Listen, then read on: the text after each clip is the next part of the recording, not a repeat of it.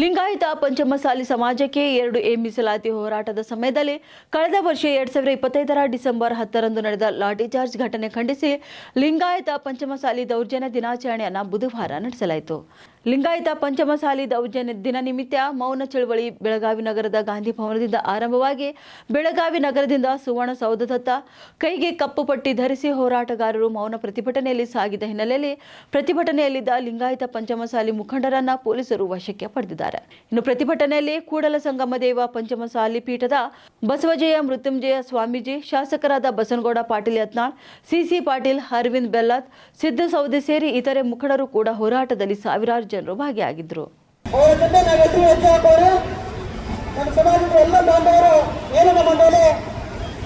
December 10, 2024ರಂದು ರಾಜ್ಯ ಸರ್ಕಾರದ ವತಿಯಿಂದ